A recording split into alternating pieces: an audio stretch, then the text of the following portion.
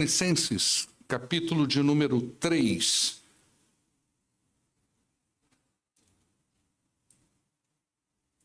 A partir do verso de número 1.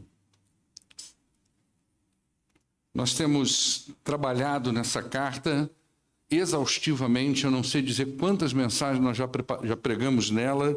Falei para vocês que essa foi uma carta, é uma carta importante para nós, pode ter sido um dos primeiros documentos sagrados escrito pelo apóstolo Paulo, porque foi muito cedo que ele entrou nessa cidade e saiu. Ele não ficou mais de 3 meses nessa cidade. Saindo dali, ele foi para Bereia, porque foi praticamente expulso de Tessalônica. Em Bereia, ele deixa Timóteo e vai para Atenas. Timóteo volta para Tessalônica, e de Atenas Paulo vai para Corinto, e aproximadamente no ano 50 depois de Cristo, com o retorno de Timóteo de Tessalônica, ele encontra com ele lá em Corinto e escreve, baseado nos relatórios da visita de Timóteo, ele escreve essa que é uma das cartas que abençoa muito a vida da gente hoje. Então é um material muito importante que nós temos estudado ele aqui e tem trazido boas informações. E nós vamos fazer aqui, porque nós estamos numa fase da carta, essa carta tem muito o que a gente chama de doutrina da imitação. Então é uma carta escrita para discipular.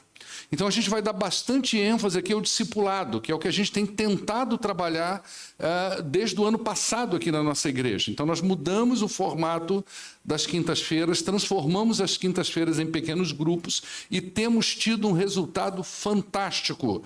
E esse material aqui não caiu na nossa mão à toa. O livro de Atos não está sendo ensinado aqui na igreja porque o pastor tirou isso de trás da orelha. Não, é material que vem mostrar para a gente como Deus trabalha dentro do processo de discipulado, ok? Então, capítulo 3, que é o que a gente está aí, vai dizer assim até o verso de número 5. Por isso, quando nós não podemos mais suportar, disse Paulo, nós achamos por bem permanecer sozinhos em Atenas e assim enviamos Timóteo, nosso irmão e cooperador de Deus, no Evangelho de Jesus Cristo, para fortalecer vocês e dar ânimo a vocês na fé, para que ninguém seja abalado por essas tribulações. Vocês sabem muito bem que nós fomos designados para isso. Quando estávamos com vocês, nós já dizíamos que seríamos perseguidos, o que realmente aconteceu, como vocês sabem. Por essa razão, não suportando mais, enviei Timóteo para saber a respeito da fé que vocês têm, a fim de que o tentador não os seduzisse, tornando inútil o nosso esforço. Vamos orar ao nosso Deus?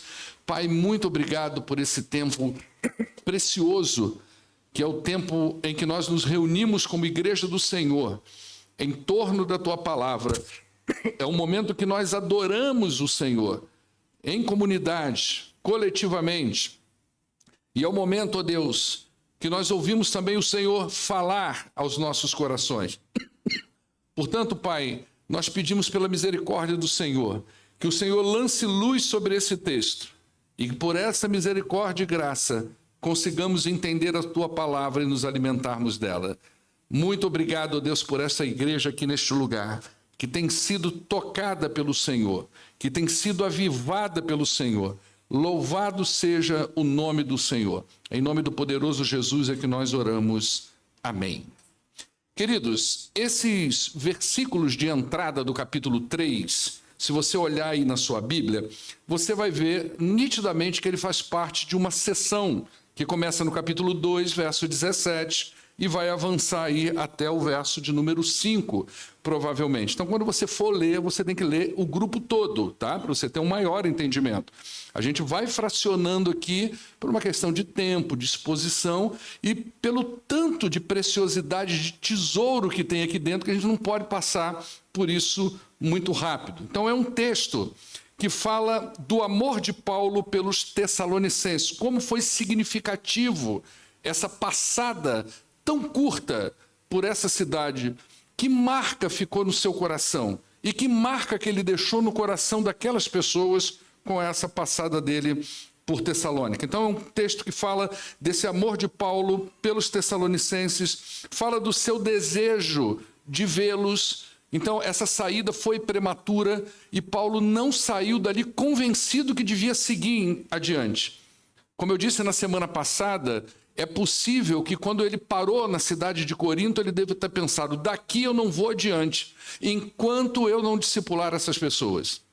Porque Paulo costumava chegar na cidade e ficar um tempo suficiente para edificar a fé. Mas aqui não, foi tudo muito rápido, tudo muito prematuro. Então ele expressa o seu desejo de voltar a essa cidade e completar o trabalho. E também você vê que desde o capítulo 2, verso 17, e aqui novamente, você vai vendo que Paulo vai traduzindo as dificuldades dele voltar a Tessalônica, ou seja, os impedimentos que vão acontecendo, ele traduz isso como uma artimanha do inferno.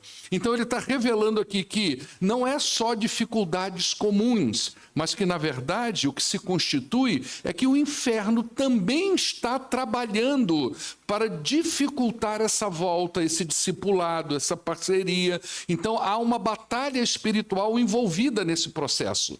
Tá? A gente vem falando disso desde a semana passada. Então, à luz da severa perseguição a que essas pessoas estavam enfrentando e vamos dizer assim, da ignorância de várias verdades teológicas que eles ainda não sabiam, havia então esse real perigo de que Satanás então pudesse de fato subjugar essas pessoas espiritualmente. A gente vai ver aí na parte B também do verso 5 como que ele fala isso também. Ele vai dizer, olha, eu quero voltar aí, eu enviei Timóteo para que Satanás não roubasse a fé de vocês e para que o nosso trabalho não fosse em vão. Então a gente vai ver todos esses detalhes aqui hoje. Então assim, pouco tempo antes de escrever essa carta, Paulo então envia Timóteo em uma missão de investigação e de fortalecimento espiritual. Gente, nós estamos falando de um jovem, como a gente viu hoje de manhã aqui, de aproximadamente 20 anos de idade. Você tem noção disso? Que é um jovem de 20 anos de idade que Paulo está depositando uma missão e uma responsabilidade muito grande de voltar numa cidade e trabalhar, fortalecer, encorajar a vida das pessoas. É isso que a gente faz quando a gente trabalha um pequeno grupo. Nós fortalecemos a fé uns dos outros. Nós nos encorajamos uns aos outros para que a nossa caminhada cristã seja algo em conjunto, unida com o povo de Deus. Então a gente vai ver aqui um pouquinho, nós vamos falar mais para frente, das dificuldades, das várias dificuldades que as pessoas têm na sua vida espiritual. A pessoa chega aqui na igreja, você olha para ela, você acha que está tudo bem, e não é bem assim. As pessoas têm dificuldades nas suas caminhadas. E Paulo entendeu isso e envia Timóteo para encorajar essas pessoas. Então Timóteo vai a esse lugar e mais uma vez aqui nós vamos dentro desse texto enfatizar o valor e a importância do discipulado, porque é exatamente isso que Paulo fez quando envia Timóteo e foi exatamente isso que Paulo fez quando ele envia essa carta baseada no relatório de Timóteo. Dito isto, a gente vai ao texto aí. Na semana passada, a gente viu como Paulo nutria um sentimento por essa jovem congregação. Ele tentou voltar. 1, 2 vezes, mas ele mesmo disse que Satanás impediu. Ou seja, ele identificou, como eu já falei, as artimanhas de Satanás para que impedisse a sua volta e reforçasse a fé dessas pessoas. Então, na semana passada eu disse isso para vocês, que nós temos que ter discernimento dos fenômenos, quando Satanás está atrapalhando a edificação da fé das pessoas. Então, às vezes, você quer vir para a igreja, eu já ouvi muito isso, pastor, na hora que eu estava saindo de casa chegou gente, pastor, na hora que eu estava saindo de casa meu carro deu um problema, apareceu, e parece que tem uma coisa que fica segurando a gente, que não deixa eu ir lá no pequeno grupo. Então você precisa entender que tem coisas que Satanás faz e que Satanás movimenta para que a sua fé não se desenvolva. Então Paulo identificou essa dificuldade que ele disse que foram tantas, e eu disse para vocês, a palavra que Paulo usa ali para expressar essas dificuldades é uma palavra militar, que era quando você tem um caminho que exércitos passam por esse lugar e o outro vai lá e faz buraco, bota barricada, bota um monte de coisa para dificultar o acesso. Então, Paulo está falando realmente de uma batalha espiritual que existe na vida das pessoas. Então, ele vai falando sobre isso e ele, então, fala dessas dificuldades, mas as dificuldades impostas por Satanás não tiram de Paulo a vontade e a necessidade de algum modo, voltar nessa cidade. Ele quer voltar lá. Então, ele diz aí no verso 1, por isso, quando não pudemos mais suportar, quando ele já não aguentava mais o incômodo que estava no seu coração, ele diz, achamos por bem permanecer sozinhos em Atenas, e aí sim ele envia Timóteo de volta. Eles se importavam muito com os tessalonicenses e tinham que fazer alguma coisa precisava ser feita. Ele estava sentindo no coração, seu coração estava incomodado e ele precisava de alguma coisa. Então eles decidiram que Silas e Timóteo permaneceriam em Bereia, enquanto Paulo iria ficar sozinho em Atenas, esperando então essas instruções. Aonde que você tem um texto complementar disso aqui? Lá em Atos capítulo 17, a partir dos versos 14 e 15. Ok? Lá você vê como que foi o desenvolvimento dessa igreja. Olha aí, ó. E imediatamente os irmãos enviaram Paulo ao litoral, mas Silas e Timóteo permaneceram em Bereia. Verso 15. Os homens que foram com Paulo levaram até Atenas, partindo depois com instruções para que Silas e Timóteo se juntassem a ele tão logo fosse possível. Então lá em Atos está se desenrolando a trama, e quando Paulo escreve, ele está narrando exatamente isso que aconteceu no livro de Atos. Então Paulo foi para Atenas e Timóteo para Bereia, e de Bereia ele volta, permanece em Bereia e de volta para Tessalônica. Então o verso 2 diz o seguinte, e assim nós enviamos então Timóteo, o nosso irmão e cooperador de Deus no Evangelho de Cristo, para fortalecer vocês e dar ânimo a vocês. Timóteo, como eu disse, é um jovem de aproximadamente 20 anos de idade. Um jovem promissor que Paulo está treinando para o ministério. Quando Paulo já está perto da sua morte, é esse jovem que Paulo chama para junto. Ele foi pastor posteriormente, provavelmente na cidade de Éfeso. Então era um jovem muito promissor. E ele confia em Timóteo e envia Timóteo numa missão importante. E em outras missões serão dadas a Timóteo. Tamanho era o valor que Paulo dava a esse jovem. E Paulo vai chamar ele de irmão e de cooperador. Então, a primeira frase que Paulo diz, a primeira palavra ao chamar ele de irmão, está dizendo, olha, nós temos aí alguém que eu estou enviando para vocês, que é parte integrante da nossa equipe de missionário. Porque foram eles três que entraram lá, né? Foram Paulo, Silas e Timóteo. E Paulo, então, manda Timóteo de volta e diz, estou enviando o nosso irmão Timóteo, parte integrante dessa equipe. Mas ele também é cooperador. Ou seja, ele anda com a gente, mas ele tem uma função. Ele tem um ministério entre nós. Por isso eu estou enviando. Isso vai dando autoridade a Timóteo. Então, quando Timóteo volta a Tessalônica, né, e depois a gente vê a forma como Paulo vai tratando isso, vai mostrando, então, a autoridade que foi dada a esse rapaz. Então, a despeito de ser bem jovem, Paulo confiou a esse rapaz, uma tarefa importante, porque via nele uma profunda implicação com o reino de Deus e com a igreja do Senhor Jesus Cristo. Amados, preste atenção numa coisa. Coisa linda de ver o que está acontecendo aqui quinta-feira com um grupo de jovens. A gente não tinha jovem aqui praticamente às quintas-feiras. Eram poucos. Não é que não vinha nenhum, mas vinha quase nenhum. Hoje nós temos mais de 20 reunidos aqui na quinta-feira. Isso é lindo de se ver. Nós precisamos orar para que Deus levante no nosso meio jovens como Timóteo. Jovens comprometidos primeiro com o Senhor. Jovens comprometidos com o Senhor e que se comprometem com a igreja do Senhor. Jovens que não vêm à igreja porque os seus pais os trazem desde pequenininho, mas jovens que aprenderam a amar o Senhor e amam a igreja do Senhor e querem servir ao Senhor porque são apaixonados pelo Senhor. Então nós precisamos orar por esses jovens que nós podemos confiar missões significativas. Jovens que nós podemos dizer para ele, olha, eu gostaria que você fizesse uma visita na casa de um outro jovem, para você orar com ele, para você ler a Bíblia com ele, e você pode confiar que ele vai fazer. E vai fazer direitinho, porque ele ama o Senhor e ama a causa do Senhor. Jovens que sejam capazes de discipular outros jovens. Jovens que sejam capazes de modelar Cristo na vida de outros jovens. Às vezes o seu filho vai para uma faculdade, ou ele vai para uma outra instituição, seja ela qual for, e a primeira coisa que o pai ou a mãe pensa é o seguinte: quem é que vai colar do lado do meu filho? Meu filho vai andar com quem? Nós temos essas preocupações.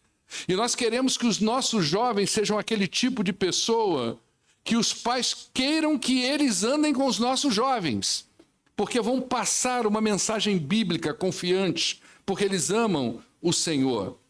Nosso trabalho com juventude aqui na nossa igreja, que tem sido um trabalho bacana, o Ricardo e a Yara têm feito um trabalho bem bacana.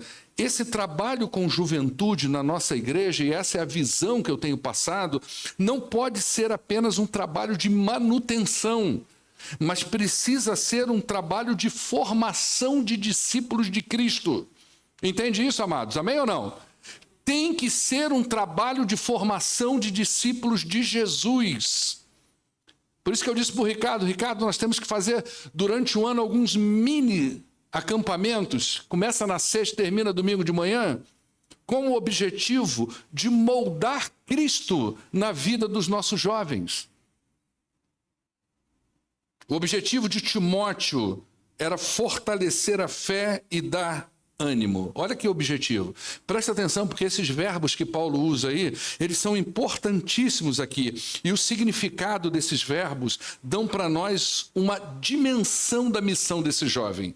A palavra que Paulo usa para fortalecer, que é traduzida aí para nós como fortalecer, é uma palavra que dá a ideia de um escoramento. Você já viu que às vezes a pessoa planta uma árvorezinha no quintal da casa dela, ou a prefeitura planta aqui pelas nossas calçadas, só que essa árvore ela fica meia caída, não é verdade? Então o que eles fazem? Eles pegam uma madeira, um tronco, bate ali e amarra aquela madeira para fazer o quê com aquela árvore? Para escorar, para que ela não fique torta, para que ela não quebre.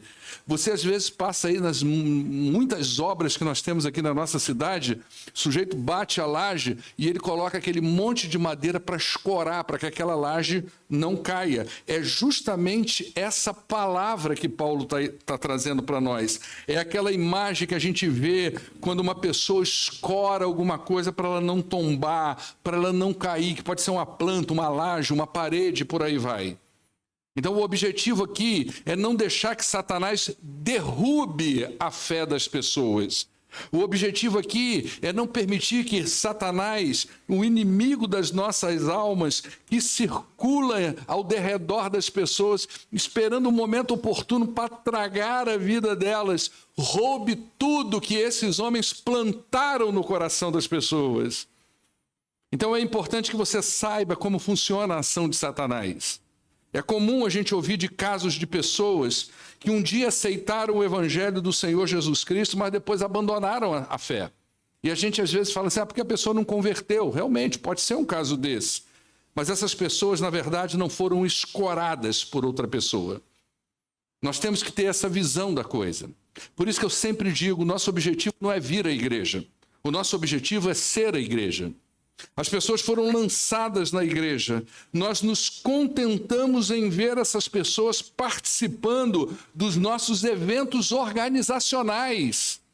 Foi bacana, ela foi lá no churrasco dos homens, ou ela foi numa reunião de mulheres, ou ela veio numa reunião de jovens, mas a gente não deu a sustentação para ela se firmar na fé. A gente se contenta com a presença dela no evento. Por isso que o pequeno grupo, diferentemente das organizações da igreja, ele acolhe a pessoa no sentido do agregamento dela no corpo de Cristo. Porque não é só trazer uma pessoa à igreja. Nós temos que dar sustentação e fortalecimento à decisão que ela tomou. Nós não podemos nos alegrar apenas com um dia que essa pessoa levantou as suas mãos para Cristo e de repente foi um convidado seu e você enche o seu coração de alegria, mas você não escora a fé dessa pessoa. E depois, com o tempo, ela vai desaparecendo, sumindo. E alguém pergunta a você, e fulano? E Beltrano? Você diz, pois é, eu tenho mandado mensagem para ele, mas ele sumiu. Então as pessoas precisam ter a sua fé escorada, amparada. Elas não precisam apenas, entenda isso, elas não precisam apenas de uma visita ou apenas de uma oração, embora essas coisas sejam fundamentais e de grande importância para a vida das pessoas. Mas elas precisam ser discipuladas por alguém. Entenda isso. As pessoas não precisam apenas de uma visita. Elas não precisam apenas de uma oração. Elas precisam ser amparadas e discipuladas por alguém. Então, os crentes precisam entender que eles não foram chamados para ir à igreja, mas eles foram chamados para ser igreja. E ser igreja é cumprir o ID de Jesus. E o ID de Jesus não diz apenas do meu movimento de ir a algum lugar, mas é aquilo que eu faço quando eu vou. Então o ID de Jesus é muito mais amplo. Coloca para nós aí, irmão, Mateus 28, verso 19 em diante. Ele é recheado de informações importantes. E ele vai dizer, portanto, vocês devem ir e vocês devem fazer o quê? Discípulos em todas as nações. E deve fazer o quê com essas pessoas? Batizar essas pessoas em nome do Pai, do Filho e do Espírito Santo. Acabou. Não acabou. Ele vai dizer, você precisa ensinar eles a obedecer tudo o que eu ordenei a vocês. E eu, disse Jesus, eu vou estar com vocês neste negócio até o fim dos tempos. Entende o que é o ID de Jesus? Então a igreja não pode reduzir as suas ações simplesmente a batizar, a convidar pessoas para ir. Existe algo que é maior do que isso. E que nós precisamos fazer como igreja de Jesus. Aí sim, nós estaremos sendo igreja. Eu já disse aqui algumas vezes que a gente pode encher esse local. Hoje está até vazio, acho que a chuva travou muita gente, né? Mas nós temos visto essa igreja de manhã e de noite, cheia, lotada de gente. Isso é legal, já poderia consolar os nossos corações. Mas se a gente não estiver fazendo isso como Jesus ensinou, nós corremos o risco de estar cheio de gente aqui dentro, mas não sermos uma igreja saudável à luz do Novo Testamento. Então Paulo está mandando Timóteo para isso, escora a fé dessas pessoas, ampara essas pessoas. Nós retemos pessoas na igreja de Cristo quando um discípulo de Jesus, intencionalmente, ele cola em uma pessoa com a intenção de fazer desta pessoa um discípulo de Jesus. É assim que a gente retém gente dentro da igreja. Então você pode convidar um monte de gente para vir à igreja, elas vêm, mas não voltam. Elas ficam 1, 2, 3 cultos, mas não voltam. Como é que você retém essa pessoa na igreja? Um discípulo de Jesus, uma pessoa salva em Cristo Jesus, que aprendeu as coisas, vai colar com essa pessoa de uma maneira muito intencional. Eu quero te chamar para um pequeno grupo. Eu quero ajudar você nessa caminhada cristã. E aí, quando você chega intencionalmente nessa pessoa, o objetivo é fazer o quê? Com que ela se pareça com o Senhor Jesus Cristo. É assim que a gente retém gente dentro das igrejas. Por isso Paulo mandou Timóteo voltar para escorar a fé dessas pessoas, porque senão ia vazar todo mundo, irmão. Ia dispersar todo mundo. Então ele diz, Timóteo, volta para escorar a fé dessas pessoas e também para confortá-las nas suas tribulações, porque eles precisavam de ânimo. As pessoas enfrentam as mais diversas dificuldades no início da sua caminhada cristã. E elas precisam de encorajamento para continuar. Gente, esse trecho de 1 Tessalonicenses, quando eu ia escrevendo essa mensagem, tinha uma parábola de Jesus que não saía da minha cabeça.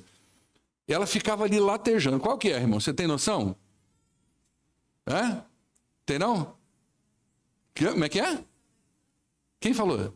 Não é você que falou? Não é do samaritano. Eu vou dar uma dica, tá? É uma pessoa que gosta de plantar coisa. Do semeador. Não é? O semeador sai para plantar, mas uma semente cai na beira do caminho, uma semente cai aqui, outra ali, outra colar, e o pássaro vem e rouba. Ou seja, é como se Satanás tivesse realmente esse trabalho de enfraquecer a fé das pessoas. Por isso a igreja precisa se reorganizar no sentido de quê? Fortalecer e escorar a fé das pessoas. Gente, as pessoas chegam na igreja, só Deus sabe como é que está o coração dessa gente. Tem gente que vem para cá bonitinho, cheirosinho, lindinho, mas a vida está uma bagunça. Tem sofrimento, tem angústia, tem dúvida, tem tribulação. E Satanás está ali fazendo o tempo todo o trabalho de dizer para essa pessoa: Deus não se importa com você.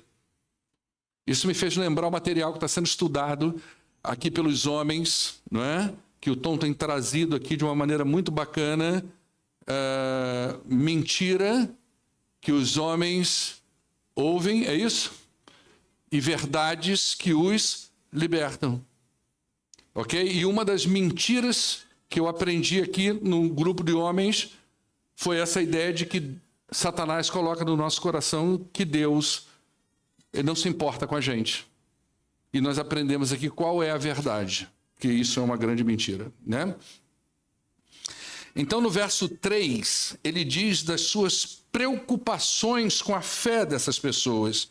E ele diz: para que ninguém seja abalado por essas tribulações, vocês sabem muito bem que nós fomos designados para isso.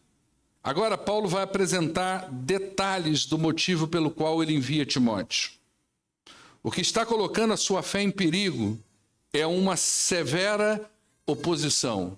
E Paulo vai dizer: para que ninguém seja abalado por essas tribulações. Presta atenção no que você vai aprender aqui agora.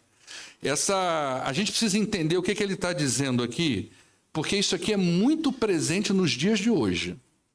Tá? De um jeito ou de outro, você consegue ver a dimensão desse trabalho de Satanás. A palavra traduzida aí por abalado, talvez na sua Bíblia esteja inquieto, ou que ninguém se inquiete. Alguém tem essa tradução aqui? Olha, um ali, outro aqui, né? Ou talvez algum outro tipo de tradução que dê uma ideia de algum tipo de desconforto, incômodo, talvez, ou enfim, tá? Só que essa palavra aí, nessa época, é interessante a presença dela aqui, porque isso dá um nó para a gente entender, é que ela significava o seguinte: já viu quando você tem um cachorrinho e você pega um petisco ou faz uma brincadeira para agradar esse cachorrinho e ele vem todo alegre para você? Você consegue ter a imagem da descrição do cachorrinho, os movimentos que ele faz? Não é? Você já viu que o rabinho dele fica o quê? Essa palavra é para dizer sobre isso. Do rabinho abanando do cachorro. Como é que tu encaixa essa tradução aqui, gente? Você imagina isso? Essa era uma palavra usada para isso, para falar desse abanar do rabinho do cachorro. É dessa palavra que sai a palavra bajulação. Essa você conhece, não é? Porque o cachorrinho, quando o dono começa a jogar o petisquinho para ele, o que ele faz? Ele vem correndo para o dono para ter esse momento de bajular o dono. Então ele fica ali abanando aquele rabinho para o dono. Então, muito se tem tentado entender a colocação dessa palavra aqui, e duas podem ser a interpretação desse texto. Primeira delas, Paulo poderia estar se referindo aos oponentes do evangelho que estavam bajulando os crentes, tentando convencê-los a largar o evangelho. Isso é uma estratégia muito usada por Satanás até os dias de hoje. A pessoa recebe a palavra, a familiar, amigo, não ficaram satisfeitos com aquilo, dele ter se tornado um crente em Jesus Cristo, e começa a bajular essas pessoas de uma maneira tal que ela se sinta querida e amada pelo seu grupo a ponto de largar a igreja do Senhor Jesus. Eu não sei se você já teve esse tipo de experiência, mas eu já vivi isso demais, de pregar o evangelho para uma pessoa e no dia seguinte vizinhos, o padre da igreja, todo mundo vai na casa da pessoa bajular ela para que ela possa largar e ela não voltar mais na igreja, porque ela é querida, estava lá abandonada. Mas agora ela passou a ser querida e amada não é? Uma segunda interpretação seria que esse rabo abanando representa a instabilidade na fé das pessoas. E isso se encaixa talvez até melhor com a imagem do texto, porque Timóteo vai lá para escorar a fé dessas pessoas. Então Paulo pode estar dizendo, essas pessoas são instáveis ainda na fé, são muito novinhos. Então Satanás, se ele chegar ali com algum tipo de bajulação na vida dessas pessoas, elas vão largar o evangelho. Então precisa alguém voltar lá correndo e edificar essas pessoas e discipular essas pessoas.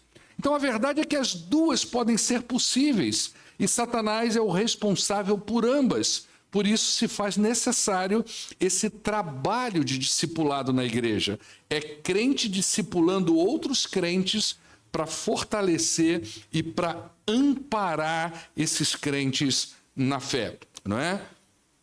Então, depois ele vai dizer, né, que o que está abalando e gerando esse intenso sofrimento, na verdade, são essas severas provações, essas oposições. E é importante que a gente entenda aqui que o sofrimento pelo evangelho, ele faz parte do cristianismo bíblico. Então, hoje a gente não vive num ambiente tão hostil como viviam essas pessoas, não é? Embora o nosso país, cada vez ele está se tornando mais anticristão.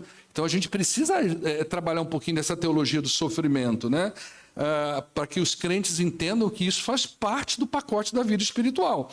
Mas a realidade da oposição e da rejeição às verdades evangélicas, elas estão presentes em todo o Novo Testamento. Isso faz parte da vida do crente. Por isso que a gente fala muito que a teologia da prosperidade, ela não se encaixa dentro do Novo Testamento, porque o Novo Testamento fala muito dessa pegada do sofrimento por amor a Cristo. E aí no verso 4, Paulo diz que já os havia prevenido sobre essas provações causadas pelo Evangelho. Então ele vai dizer, quando nós estávamos com vocês, a gente já falou sobre isso, já falou sobre essa perseguição, e isso aconteceu, como vocês sabem, ou seja, não foi uma novidade para essas pessoas.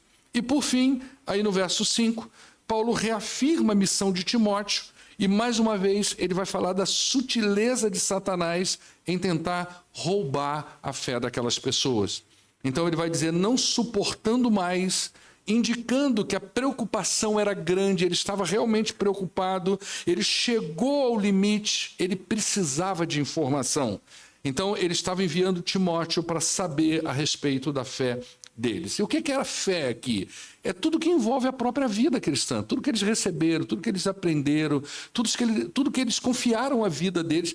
Paulo falou lá no início que ele ficou encantado e agradecido a Deus, porque essas pessoas, eles largaram os ídolos, eles largaram tudo aquilo que eles acreditaram a vida inteira, por amor ao verdadeiro Deus. Então era tudo isso que estava em jogo. E o tentador aqui é claramente Satanás. O que a Bíblia diz em Apocalipse, capítulo 12, versos de 7 a 9, como um anjo caído, aquele que é o principal adversário de Deus e do povo de Deus, e que trabalha noite e dia para enganar o mundo todo, tirando do coração das pessoas a fé em Cristo Jesus. Então, o ponto aqui não se tratava necessariamente de uma tentação geral, mas o objetivo de Satanás era um só: nós precisamos afastar as pessoas de Deus. E uma fé que foi plantada com muito labor e com muito esforço da parte de Paulo e de seus amigos Silas e Timóteo, Paulo entendeu, nós não podemos deixar isso em vão. Gente, é como você pega uma pessoa, você imagina que você está trabalhando, você está plantando, você está semeando o evangelho no coração dessa pessoa, a pessoa começa a dar ares de entendimento, ela vem para a igreja, ela batiza, e de repente você percebe que Satanás está rodeando, que Satanás está bajulando, que Satanás está tentando tirar a fé dessas pessoas. Olha o desespero que isso bate na gente, você trabalhou tanto. E é isso que está acontecendo com Paulo, e por isso ele diz tudo isso, e por isso ele diz, eu não aguento mais, eu preciso ver vocês, e como eu não consigo voltar, eu estou enviando Timóteo nessa missão de sustentar a fé de vocês e de encorajar a vida de vocês. Eu quero concluir esses 4 versículos, 5, e eu gostaria de concluir com uma conscientização sobre essa fala de Paulo no verso de número 5. A equipe missionária trabalhou com esforço para plantar a semente. Foi muito trabalho. Paulo entendia que Satanás trabalharia para prejudicar esse trabalho. Por isso, ele não foi adiante enquanto não discipulou essas pessoas. Ele não passou de Corinto. Ele tinha que voltar. Você que é membro dessa igreja, pensa no nosso trabalho como igreja. Tem pessoas aqui, irmãos, que trabalham muito para levar alguém a Cristo. Trabalha muito, ora muito, se esforça muito.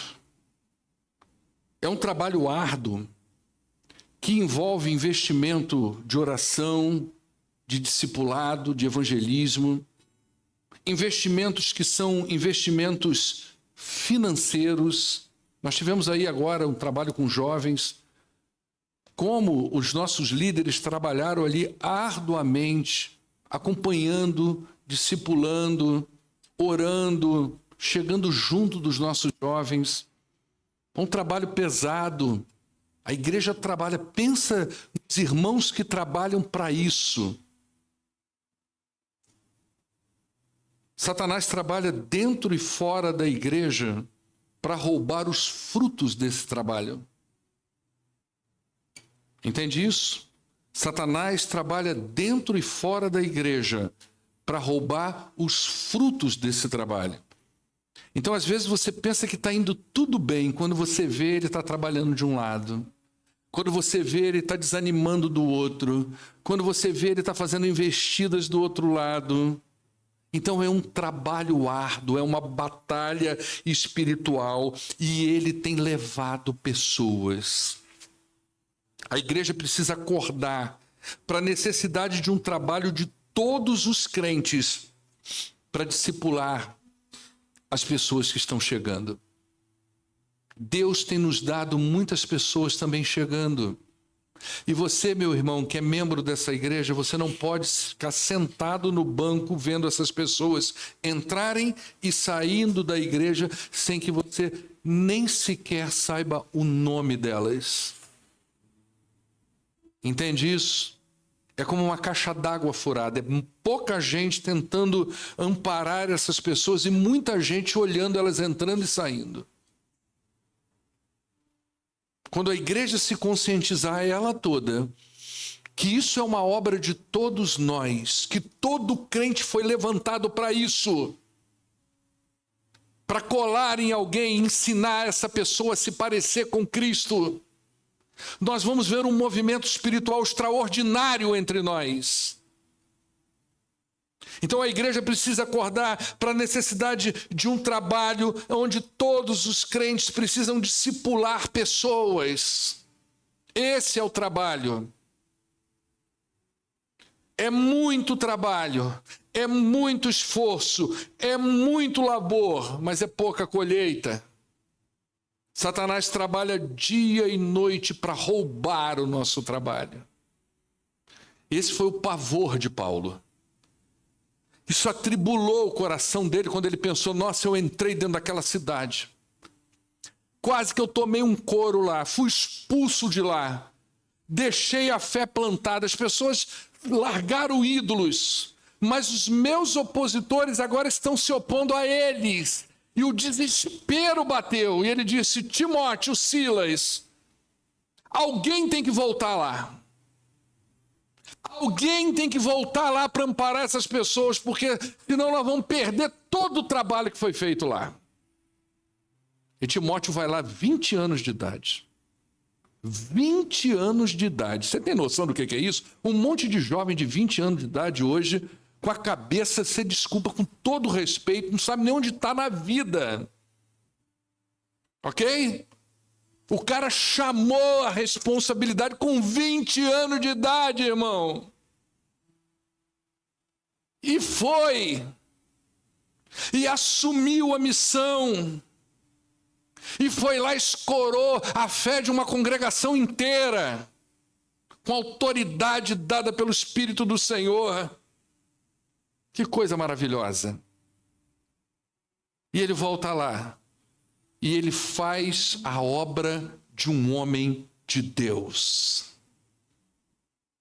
Nós precisamos despertar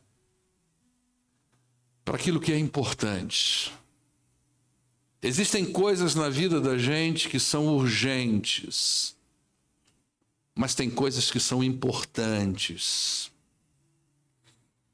Então a gente precisa despertar para o que é importante, e o importante é discipular pessoas para que elas sejam como Jesus. Amém? Você entendeu ou não? Ih, não entendeu nada. Você entendeu? Amém? Pegou a visão, como funciona o reino? É crente discipulando crente, para que Satanás não roube a fé, não desanime, e as pessoas, a despeito de ouvir uma boa palavra, uma boa música, de ser recebido por vocês com todo carinho, com todo amor, que é típico dessa igreja, mas elas não conseguem permanecer no Senhor, porque ninguém foi lá, como Timóteo foi, e escorou a fé deles, para que eles não caíssem. Vamos orar ao nosso Deus? Vamos ficar de pé. Mas antes vamos adorar o Senhor, ok? Vamos adorar o Senhor.